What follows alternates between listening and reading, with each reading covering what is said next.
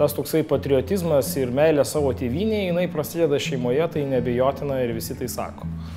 Tačiau pas mus tas pasakymas kažkaip ties to ir užsibaigė. Ir jeigu pažiūrėjus į vakarus, tai vakaruose realiai žmonės yra patriotai pirmiausia savo tos gyvenamosios vietovės. Jie žino daug daugiau negu mes žinom. Pas mus Lietuvoje, sakykime, to bendruomeniškumo trūksta dėl to, kad tiesiog yra nutrūkęs istorinis ryšys tarp tos praeities ir dabarties. Nesu toksai, kaip yra šiukšlė žmogus, kuris nieko nesistengia padaryti geresnio savo rajonui. Kiek galiu, tiek padedu. Ir kiek yra noro tiktais. Kartais pasižiūrėjus į jauną žmogų ir į vyresnį, tai kyla klausimas, kuris iš jų yra pilietiškesnis. Mano manymu, pilietiškumas yra ne tai, ką tu pasiemi iš valstybės, o tai, ką tu duodi jai.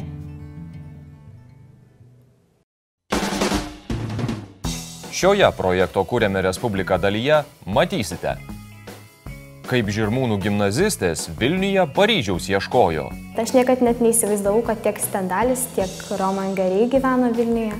Man tai buvo labai įdomu ir labai patiko.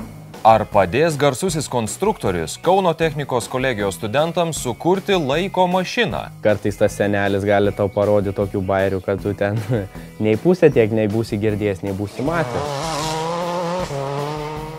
Ir kaip Pilaitės gimnazistai dvaro žemėse lobio ieškojo.